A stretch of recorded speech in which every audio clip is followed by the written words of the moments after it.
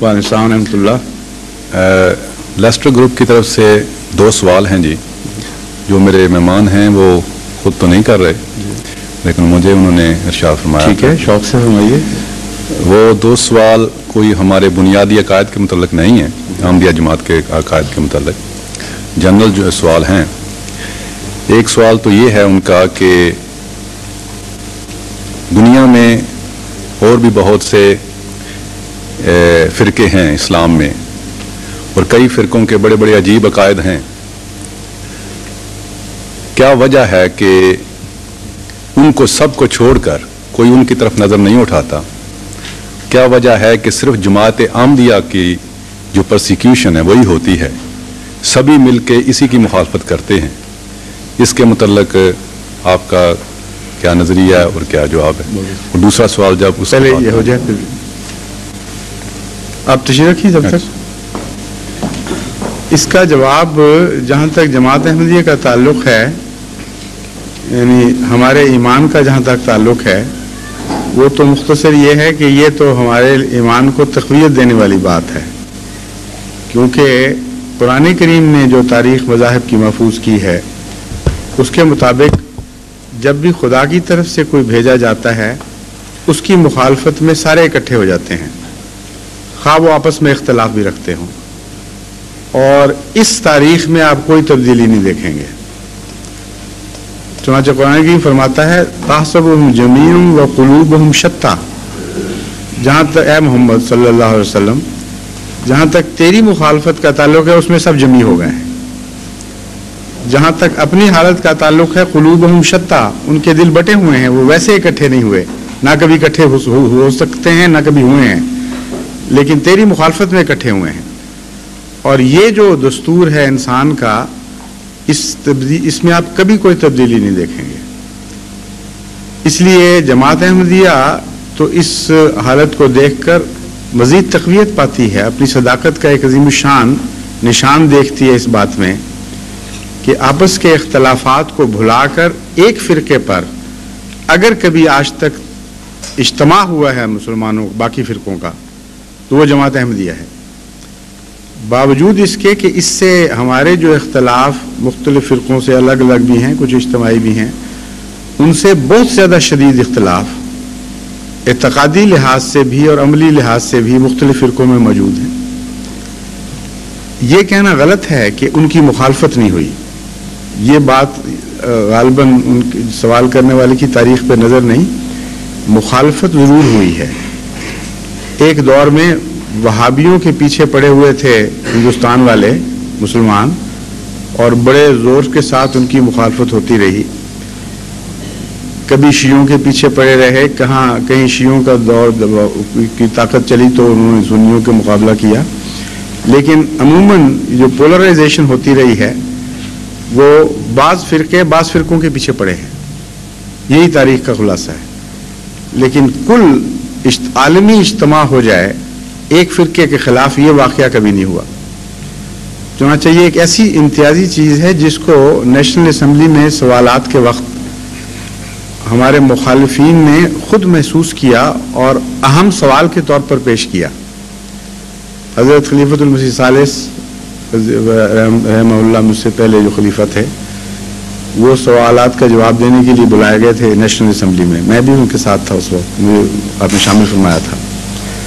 तो बहुत ज़्यादा एक मौलवी साहब ने उठकर इस बात पर जोर दिया, या शायद अटॉर्नी जनरल ने दिया, क्योंकि अक्सर तो अटॉर्नी जनरल ने पेश किए थे सवाल, लेकिन आखिर पर आके कुछ उलमा ने भी किए थे। मुझे इस वक्त ये वाज़ेह नहीं कि ये सवाल किसने उठाया था, मगर उठाया गया बड़े ज़ोर से और रिकॉर्ड में मौजूद है कि आपने जो ये हवाले दिए हैं कि बुनियादी इख्तलाफात बाकी फ़िरक़ों के भी हैं और उनको आप मुसलमान ही समझ रहे हैं और हमारे ख़िलाफ़ हो गए हैं, और उनके ख़िलाफ़ कुफ्र के फतवे मौजूद हैं और आप उनको नज़रअंदाज कर रहे हैं। ये सवाल जमात की तरफ से उठाया गया था। तो ये तकवा से के ख़िलाफ़ बात है कि कुफ्र की बातें बाकियों में देखें तो उनको छोड़ दें और एक फ़िरके को चुन लें मुखालफत के लिए। तो उसका उन्होंने जवाब देते हुए एक काउंटर सवाल किया। उन्होंने कहा मुखालफतें हमारे आपस में हैं, मुझे हमें पता है, लेकिन आज तक उम्मत मोहम्मदिया में एक फ़िरके के ख़िलाफ़ इजमा कभी नहीं हुआ। اور آپ کے خلاف اجماع ہو گیا ہے، آپ کافر اور دائرہ اسلام سے خارج ہیں، باقی چند فرقے بعض کو سمجھتے ہیں، بعض فرقے مقابل پہ چند کو سمجھتے ہیں، یہ فلسفہ ہمیشہ سے جاری ہے، لیکن آپ نکال کے دکھائیں کہ ایسا کبھی اجماع ہوا ہو یا نہ ہوا ہو۔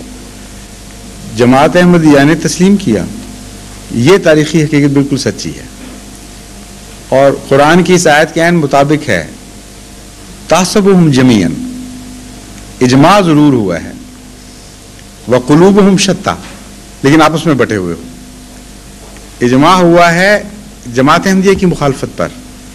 اس اجماع کے متعلق جماعت احمدیہ نے یہ ایک موقف پیش فرمایا کہ اس اجماع کا ذکر احادیث میں موجود ہے، اس لیے ہماری باتوں کو تو تم نہیں مانو گے، لیکن اگر تمہیں حضرت اقدس محمد مصطفیٰ صلی اللہ علیہ وسلم سے سچا پیار اور عقیدت ہے، تم غلامی کا سچا دعویٰ کرتے ہو، تو اب اس کی روشنی میں اس حدیث پر غور کرو کہ تمہارے اجماع کی حقیقت کیا ہے۔ ایک موقع پر آن حضرت صلی اللہ علیہ وسلم نے اپنی امت کے بٹنے کا ذکر فرمایا اور بڑے درد سے یہ بتایا کہ جس طرح یہود 72 فرقوں میں بٹ گئے تھے، میری امت بھی پھٹتے پھٹتے 72 فرقوں میں پھٹ کے منقسم ہو جائے گی۔ پھر فرمایا کہ ایک جماعت پھر خدا بنائے گا، یعنی ایک جماعت ہوگی 73ویں، اور وہ جماعت، اس جماعت کے سوا کلہم فی النار، وہ باقی سارے فرقے ناری ہوں گے۔ اس کا یہ مطلب نہیں کہ نعوذ باللہ ہر مسلمان جو دوسرے فرقوں سے تعلق رکھتا ہے جہنم میں جائے گا، یہ ایک ناراضگی کا اظہار ہے آن حضرت صلی اللہ علیہ وسلم کی طرف سے، یہ بتانے کا کہ وہ حقیقی مسلمان نہیں رہے۔ اس میں دو باتیں بہت عظیم الشان بیان ہوئیں۔ اول یہ کہ سواد اعظم کا دعویٰ کرنے والے کہ چونکہ سواد اعظم کا فیصلہ اس لیے سچا ہوگا، اس کے خلاف آن حضرت صلی اللہ علیہ وسلم کا فتویٰ مل گیا کہ یہ اس کی بنیاد ہی کوئی نہیں کہ سواد اعظم کا فیصلہ سچا ہوتا ہے، بلکہ 73 میں سے ایک کو جماعت کہا اور جو بعد میں آنے والی ہے، اور 72 کو صداقت سے دور فرمایا، 72 کو صداقت سے ہٹا ہوا فرمایا، 72 کو ایک طرف رکھا، ایک تھیلی میں ڈالا، اور ایک کو ایک تھیلی میں ڈالا، ان دونوں کے درمیان امتیاز کر دیا۔ اب سوال یہ پیدا ہوتا تھا کہ ان 72 کی اس ایک کے مقابل پر کیا حیثیت ہے؟ تو حضرت خلیفۃ المسیح الثالث نے اسمبلی کے ممبروں سے بڑے ادب سے یہ درخواست کی، توجہ دلائی کہ تم مسلمان حکومت میں رہ کر اسلام کے نام پر حاصل ہونے والے ملک میں اپنی اسمبلی میں آن حضرت صلی اللہ علیہ وسلم کے فیصلے کے خلاف بغاوت نہ کرو، خدا تعالیٰ اس چیز کو پسند نہیں کرے گا، تمہیں اس کی سزا ملے گی۔ تم یہ تو کہہ سکتے ہو کہ 72 یہ ہیں ہمارے نزدیک اور ایک یہ ہے، مگر یہ نہیں کہہ سکتے کہ ایک جھوٹا ہے اور 72 سچے ہیں، کیونکہ رسول اللہ صلی اللہ علیہ وسلم نے جو فتویٰ دیا ہے 72 اور ایک کا مقابلہ کر کے، اس میں 72 کو جھوٹا کہا ہے اور ایک کو سچا کہا ہے۔ تم یہ کہہ سکتے ہو کہ تم 72 میں ہو، ہمیں جھوٹا کہنا چاہتے ہو تو ہمیں سواد میں داخل کر کے جھوٹا کہو، سواد اعظم سے نکال کے جھوٹا کہنے کا تمہارا حق کوئی نہیں بنتا۔ اس معاملے میں تمہارا فیصلہ نہیں چلے گا، چاہے تم 72 کے 72 اکٹھے ہو کر فیصلہ کرو، فیصلہ رسول اللہ صلی اللہ علیہ وسلم کا چلے گا۔ ہاں تم نے یہ اپنے ہاتھ سے اپنی تقدیر لکھ دی کہ ہم 72 ہیں اور یہ ایک ہے، اس لیے تم تو خودکشی کر رہے اس فیصلے میں۔ آپ نے بار بار توجہ دلائی کہ دیکھو میں تمہیں پھر نصیحت کرتا ہوں کہ کم سے کم شیعہ ایران سے ہی نصیحت پکڑ لو۔ شیعہ ایران نے یہ فیصلہ نہیں کیا کہ 72 سچے اور ایک غلط، انہوں نے کہا 72 غلط اور صرف شیعہ سچے، اور یہ کہہ کر مسلمان کی تعریف یہ کی کہ جو شیعہ وہ مسلمان ہے۔ چنانچہ ایران میں صرف ایک ہی اسلام ہے اس وقت، شیعہ اسلام، باقی اسلام سمجھتا ہی نہیں، وہ قانون کے طور پر سوائے شیعہ کے کسی کو مسلمان سمجھا ہی نہیں جا سکتا۔ تعریف میں جو داخل ہو گیا، آپ نے فرمایا غلط ہوگا تم نہ مانو، لیکن بغاوت نہیں ہے۔ کیونکہ رسول اللہ صلی اللہ علیہ وسلم کا فیصلہ ہے یہی کہ جہاں 72 ایک طرف ہوں گے اور ایک طرف ہوگا، ایک طرف ہو، تو تم 72 کو سچا اور ایک کو جھوٹا نہیں کہہ سکتے۔ اب اس کو ڈیولپ کریں مزید اس بحث کو، وہاں تو اتنی بحث ہو کر آپ نے وارننگ دے کے بات ختم کر دی تھی۔ تو جس پہلو سے دیکھیں بڑے ہی پر لطف نئے نئے مضمون جماعت احمدیہ کے حق میں ابھرتے جاتے ہیں۔ ایک یہ ہے کہ ان 72 کے اندر جن کے متعلق اسمبلی نے اعلان کیا اور اخباروں میں سرخیاں لگ گئیں کہ اسلام کے 72 فرقوں نے متفقہ طور پر جماعت احمدیہ کو دائرہ اسلام سے خارج کر کے باہر پھینک دیا، یہ چھپے ہوئے اخبار پاکستان کے موجود ہیں، ہماری لائبریری میں یہ سرخیاں لگی ہوئی تھی، لفظ 72 لکھا ہوا اوپر، یہ خدا کی تقدیر نے لکھایا، بعد میں پچھتایا اور بعد میں ہم سے پوچھنے لگ گیا کہ کوئی نہیں 72 ہوئے ہی نہیں تھے، لیکن اللہ کی تقدیر جاری ہو گئی، اس فیصلے پر یہ چھپ گیا تھا سب کچھ۔ اب آگے چلیے، 72 میں ایسے لوگ موجود تھے جن کا عقیدہ یہ تھا کہ قبروں سے مانگنا، ان کی زیارت کرنا، یہ یقین رکھنا کہ قبروں پر ان میں مدفون لوگوں کی روحیں موجود ہوتی ہیں، جواب دیتی ہیں، اعانت کرتی ہیں جو مانگا جائے، اس عقیدے کے لوگ موجود تھے۔ اس عقیدے کے لوگ موجود تھے ان 72 میں جو یہ سمجھتے تھے کہ آن حضرت صلی اللہ علیہ وسلم حاضر ناظر ہیں اور اس معاملے میں خدا کے ساتھ شریک ہیں علم غیب میں بھی، اور جب آپ کا ذکر کیا جائے آپ وہاں تشریف لے آتے ہیں، موجود ہوتے ہیں، اسی لیے مولود میں کھڑے ہونے کا حکم ہے۔ اور اس عقیدے کے لوگ بھی تھے کہ جو یہ عقیدہ رکھے وہ پکا کافر، مشرک اور دائرہ اسلام سے خارج ہے، اور اس عقیدے کے لوگ بھی تھے کہ جو یہ عقیدہ نہ رکھے وہ پکا کافر، مشرک اور دائرہ اسلام سے اور کافر اور خارجی اور جو کچھ بھی بے دین ہے اس کا اسلام سے کوئی تعلق نہیں۔ اس دن یہ فیصلہ کیا دونوں نے مل کے کہ ہم مسلمان ہیں اور احمدی جھوٹے اور دائرہ اسلام سے خارج۔ اب تقویٰ کہاں باقی رہ گیا اس فیصلے میں؟ اتنا بنیادی اختلاف ہو اور اسلام کی چھاپ کی اجازت دے دینا، اس کا مطلب یہ بنا کہ اب اسلام کے اندر بیک وقت متضاد عقیدے رکھے جا سکتے ہیں۔ اسلام میں یہ بھی جائز ہے کہ انسان شرک کرے، اسلام میں یہ بھی جائز ہے کہ مشرک کو ناری جہنمی قرار دے، اور یہ بھی جائز ہے کہ شرک نہ کرے اور شرک نہ کرنے والے کو مشرک، جہنمی اور ناری قرار دیں، یہ سب اسلام ہے۔ اس فیصلے کے مطابق یہ بات بھی اسلام بن گئی کہ حضرت ابو بکر صدیق رضی اللہ تعالیٰ عنہ غاصب تھے، نعوذ باللہ صرف غاصب ہی نہیں بلکہ منافق تھے، منافقوں کے سردار تھے، اور آن حضرت صلی اللہ علیہ وآلہ وسلم کے بعد عشرہ مبشرہ کے سوا کوئی بھی مسلمان باقی نہیں رہا، سارا عرب منافق بن گیا اور ایک منافقانہ خلافت کی بنیاد ڈالی گئی۔ یہ عقیدہ بھی اس دن فیصلہ ہوا کہ پکا مسلمانوں کا عقیدہ ہے، اور یہ بھی فیصلہ ہو گیا کہ جو اس عقیدے کو جھوٹا اور لعنتی سمجھے اور سمجھے کہ یہ ظلم ہے، انتہا ہے، ایک صدیق کو کافر بلکہ نہ منافق بلکہ منافقوں کا سردار قرار دیا جائے، بڑا ظلم ہے، وہ بھی پکے مسلمان۔ یہ بھی فیصلہ ہو گیا کہ آج کے دن وہ لوگ بھی پکے مسلمان ہیں جو کہتے ہیں کہ حضرت علی رضی اللہ تعالی عنہ پر حضرت جبرائیل نے قرآن لے کر آنا تھا، آپ پر وہی نازل ہونی تھی، لیکن شکل بہت ملتی تھی حضرت صلی اللہ علیہ وآلہ وسلم سے، اس لیے حضرت جبرائیل سے غلطی ہو گئی اور قرآن کریم غلطی سے حضرت رسول اللہ کریم صلی اللہ علیہ وسلم کو ڈیلیور ہو گیا، مگر ہو گیا تھا اس لیے پھر مجبوراً وہ بات جاری رہی۔ اس دن فیصلہ ہوا کہ یہ بھی اسلام سے باہر نہیں ہیں، بالکل پکے اور کٹر مسلمان ہیں، اور جو یہ سمجھیں کہ گستاخی خدا کی، جبریل کی، رسول اللہ صلی اللہ علیہ وسلم کی اسلام سے کفر کے مترادف ہے یہ عقیدہ، وہ بھی اس دن فیصلہ ہوا پکے مسلمان ہیں، کسی کو حق نہیں کہ ان کے خلاف فیصلہ کرے، آئیڈینٹی کارڈ بنوانے جائیں تو فوراً بنا دو، اس میں کوئی فرق نہیں پڑتا۔ اس دن یہ فیصلہ ہوا کہ جو یہ مانے کہ کلمہ لا الہ الا اللہ میں محمد رسول اللہ کہنا کافی نہیں بلکہ علی وصی اللہ کہنا لازمی ہے، وہ بھی مسلمان ہیں، اور وہ بھی مسلمان ہیں جو اس چیز کو کفر سمجھتے ہیں. کتنا عظیم الشان اجتماع ہوا ہے. پھر اس دن یہ فیصلہ ہوا کہ جو یہ کہتے ہیں کہ قرآن کریم ان 30 پاروں پر مشتمل ہے جو ہم تک پہنچا ہے،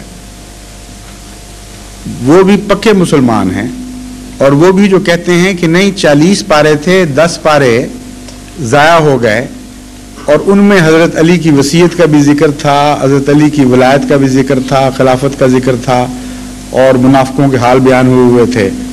وہ بکری کھا گئی تھی یا کیا ہوا، کسی نے ضائع کر دیے. وہ کہتے ہیں کہ یہ بھی پکے مسلمان ہیں، بالکل ٹھیک ہیں، قرآن میں کوئی تبدیلی نہیں، یہ بھی درست ہے، اور قرآن میں تبدیلی ہوگی یہ بھی درست ہے.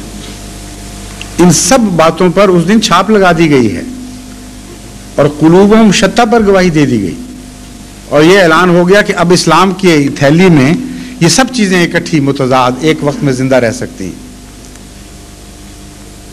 اور یہ بھی فیصلہ اس دن دیا گیا کہ وہ کلمہ جو حضرت محمد مصطفیٰ صلی اللہ علیہ وآلہ وسلم پر نازل فرمایا گیا، جو پہلے دن سے اسلام بنانے کے لیے ایک مؤثر کارروائی تھی، کافی تھا، وہ کلمہ مسلمان بنانے کے لیے نامکمل تھا.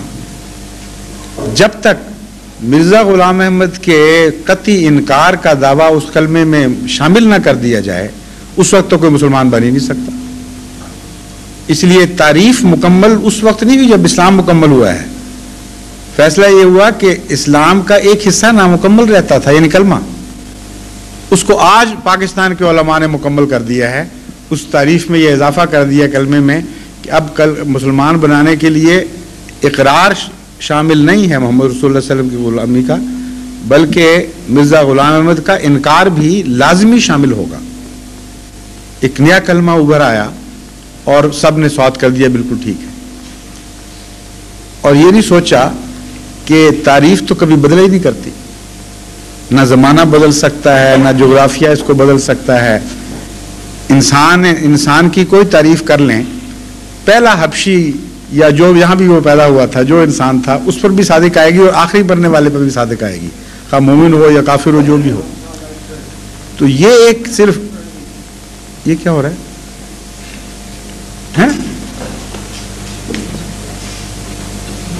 کیا؟ اچھا، تو بند کرا دیں. تو یہ بھی اس دن فیصلہ ہو گیا کہ اب یہ کلمہ جو تھا یہ نامکمل تھا، اب مکمل ہو گیا. اور یہ نہیں سوچا ان تعریف کرنے والوں نے کہ اگر یہ جھوٹا نبی ہے، اس نے جھوٹا دعویٰ کیا ہے، اس لیے ضروری ہو گیا ہے. تو حضرت صلی اللہ علیہ وسلم کی زندگی میں متنبی موجود تھا، ایک جھوٹا دعویٰ کرنے والا موجود تھا، اور ایک نہیں دو تھے، اور آپ کے بعد بلکہ 3 بھی بیان کیے جاتے ہیں، اسود انسی اور ایک اور آپ کے وصال کے بعد تو کئی پیدا ہوئے. اور نہ آپ نے، نہ حضرت ابوبکر صدیق رضی اللہ تعالیٰ عنہ نے، نہ کسی اور خلیفہ نے، نہ کسی سنی نے، نہ کسی شیعہ نے کبھی اس کلمے کی تعریف کو چھیڑا اور اس میں اضافہ کیا کہ فلاں کا انکار کرو گے تو مسلمان ہوگے ورنہ نہیں. کہیں انکار شامل نہیں. تو وہ اسلام جو ان کے نزدیک نامکمل تھا، اور رسول اللہ صلی اللہ علیہ وسلم کے زمانے میں بھی نامکمل رہا، نعوذ باللہ من ذالک، کیونکہ فنڈامنٹل اگر نامکمل ہے تو اس پر جو بنیاد ہے وہ بھی نامکمل ہے، اس کو تکمیل دی گئی. اور خالصتاً اجماع صرف انکار پر ہے، اصل میں اس کے سوا اجماع ہے کوئی نہیں. قلوبہم شتیٰ اپنی جگہ، اس پر صلح ہو گئی، اور ایک وجود کے انکار پر اتفاق ہو گیا.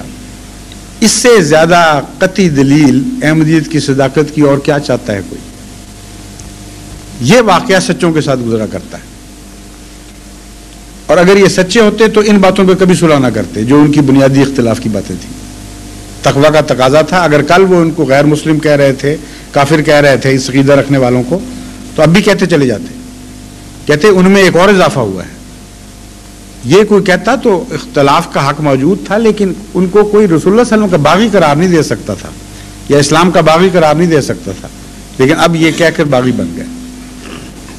وہاں اسی موقع پر جب حضور اکرم صلی اللہ علیہ وآلہ وسلم نے ایک اجتماع کی پیشگوئی فرمائی کہ 72 ایک طرف ہوں گے گویا، اور ایک طرف ہوگا، یہ اجماع کی پیشگوئی تھی اصل میں. کیونکہ اس کے بعد اس بیان کے بعد ایک سوال کرنے والے نے سوال کیا کہ یا رسول اللہ یہ تو بڑی فتنے کی بات ہے، کیا بنے گا، ہم کس طرح پہچانیں گے کہ وہ ایک کون ہے؟ بڑا ہی اہم سوال تھا۔ 72 میں سے، بلکہ اب 73 ہونے والے تھے، یہود کے زمانے میں 72 تھے، 73 میں سے ایک سچا اور باقی جھوٹے، یہ فیصلہ دے رہے ہیں امت کے سردار صلی اللہ علیہ وآلہ وسلم، اور حکم یہ ہے کہ سچے کو ماننا ورنہ تم بھی جھوٹے ہو جاؤ گے۔ کتنا مشکل کام! اگر دلائل میں گھسیٹتے حضرت صلی اللہ علیہ وآلہ وسلم اور کہتے کہ قرآن کا مطالعہ کرنا، حدیث کا مطالعہ کرنا، یہ دیکھنا وہ دیکھنا، تو اکثر بیچارے لا علم اور کمزور اور جسے پنجابی میں ماتر ساتر کہتے ہیں، یہ بیچارے لوگ ایرا وغیرہ یہ تو مارے جاتے۔ کتنا مشکل سوال ہے، آج بھی کسی عالم سے پوچھیں تو چکر میں پڑ جائے گا، مگر حضرت اقدس محمد مصطفیٰ صلی اللہ علیہ وآلہ وسلم کی شان نبوت دیکھیں، کیسا واضح صاف دماغ خدا نے دیا تھا، مشکل سے مشکل معاملے کو آسان فرما دیتے تھے۔ آپ نے جواب دیا کہ کون سا مشکل کام ہے، ما انا علیہ و اصحابی، سچے کو پہچاننے کا طریق یہ ہوگا کہ جس حال پر میں ہوں اور میرے صحابہ ہیں، جو سچا فرقہ اس زمانے میں آئے گا اس کا یہی حال ہوگا۔ یہ حال دیکھنا تو کوئی مشکل نہیں ہوتا، دلیلیں نکالنی اور منطقی ایچ پیچ کو سمجھنا ہی مشکل کام ہے، لیکن ظاہری طور پر جو حال گزر رہے ہوتے ہیں قوموں کے، وہ پہچاننے مشکل نہیں ہوتے۔ حضرت صلی اللہ علیہ وآلہ وسلم اور آپ کے غلاموں کا کیا حال تھا، اس بارے میں تو کسی مسلمان کو کوئی بھی شک کی گنجائش نہیں۔ پڑھا لکھا ہو، ان پڑھ ہو، اس کو یہ پتہ ہوگا کہ کلمہ پڑھنے والوں کو گلیوں میں گھسیٹا جاتا تھا، سزائیں دی جاتی تھیں، کلمہ پڑھنے کے حق سے محروم رکھا جاتا تھا۔ تبھی بلال پیدا ہوئے ہیں، تبھی وہ عظیم الشان عورتیں پیدا ہوئی ہیں جن کو دھوپ میں کھڑا کر کے زریں پہنا کے گرمی میں عذاب دے دے کے مارا گیا، اور گلیوں میں گھسیٹ گھسیٹ کے کتوں کی طرح ان سے یہ سلوک کیا گیا مسلمانوں سے، اس جرم میں کہ تم کلمہ پڑھتے ہو۔ یہ حال تھا یا نہیں تھا؟ بالکل کھلا کھلا حال تھا۔ مسجدیں بنانے سے روکا گیا، مسجدوں کو گھروں کے اندر جا کے بھی منہدم کیا گیا۔ حضرت ابوبکر صدیق نے رضی اللہ تعالیٰ عنہ نے باہر چونکہ اجازت نہیں تھی، اپنے گھر کے سین میں مسجد بنائی، حملہ کر کے یلغار کر کے لوگ پہنچے کہ تمہیں خدا کی عبادت کا کیا حق ہے، تم گندے پلید لوگ، وہاں سے اس مسجد کو مٹا دیا۔ آپ کو حج سے روکا گیا، آپ کو اپنے فرائض منصبی عبادت سے روکا گیا، یہاں تک کہ قرآن کریم نے اس کا ذکر فرمایا کہ کتنا اندھیر، کتنا ظلم ہے۔ ینہا عبدن اذا صلی، کچھ بدبخت ایسے لوگ ہیں جو عبادت سے روکتے ہیں، جو خدا کی عبادت ہے۔ ایک بندہ کہتا ہے میں اپنے رب کی عبادت کر رہا ہوں، کہتا ہے تمہیں کیا حق ہے، ہم تمہیں روکیں گے۔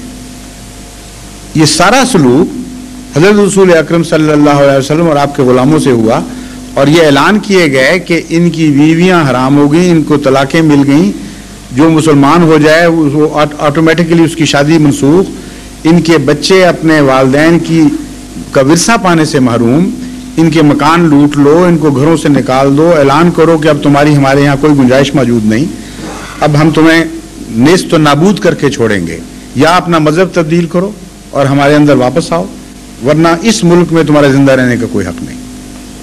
یہ حقیقت کس مسلمان پہ پوشیدہ ہے آج بتائیں؟ پڑھا لکھا ہو یا ان پڑھ ہو، ہر ایک کو پتہ کہ یہ سلوک تھا۔ اور یہ سلوک جماعت احمدیہ کے ساتھ کس نے کیا ہے؟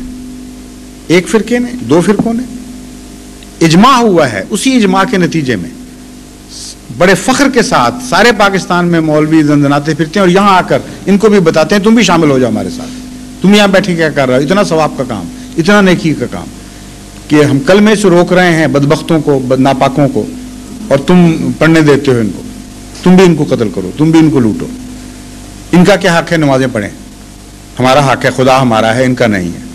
ان کا کیا حق ہے رسول اللہ صلی اللہ علیہ وسلم کی تعریف کریں؟ ان کا کوئی حق نہیں، یہ ناپاک اور گندے لوگ ہیں۔ وہ سارے جرائم جو حضرت صلی اللہ علیہ وآلہ وسلم اور آپ کے غلاموں کے خلاف دشمنان اسلام کر رہے تھے، وہ ان سارے جرائم کی مرتکب آج یہ 72 کی جمعیت ہے اور عدالتوں میں گواہی دے چکے ہیں، جانتے ہیں ہم کیا کر رہے ہیں، یہ نہیں کہ ناواقف ہیں۔ کوئٹہ کی عدالت میں جب مسجد مسمار کی گئی اور احمدیوں کو کلمہ پڑھنے کے جرم میں قیدوں میں ڈالا گیا تو عدالت میں ان کے جو جمعیت کا حفاظت ختم نبوت کی جمعیت تھی، ان کا صوبائی صدر ہے، وہ بیان دے رہا ہے۔ وکیل نے اس سے پوچھا کہ آپ یہ بتائیں کہ یہ سب کچھ جو آپ اس وقت احمدیوں سے کر رہے ہیں، حضرت صلی اللہ علیہ وآلہ وسلم کے زمانے میں یہ کون کس سے کیا کرتا تھا؟ جواب تھا کہ مشرک محمد رسول اللہ صلی اللہ علیہ وسلم اور آپ کے ساتھیوں سے یہی کچھ کیا کرتے تھے، ریکارڈڈ ہے یہ عدالت میں، تو شبہ کی کون سی گنجائش باقی رہتی ہے؟ میرے نزدیک تو اس واقعہ، جس واقعہ کو احمدیت کی تکذیب کے لیے سب سے شاندار واقعہ سمجھتے ہیں، میرے نزدیک اس سے بڑا واضح اور روشن ثبوت احمدیت کی صداقت کا اور کوئی پیش نہیں کیا جا سکتا، کیونکہ رسول اللہ صلی اللہ علیہ وسلم کی صداقت بھی اس کے ساتھ وابستہ ہو گئی ہے، آپ کی پیشگوئی پوری ہوئی، ہر لحاظ سے پوری ہوئی، ہر پہلو سے پوری ہوئی، اور اس میں اب کسی جھگڑے کی بات نہیں کہ عالم ہے غیر عالم، سب کے سامنے بات کھل گئی ہے۔ اگلا سوال۔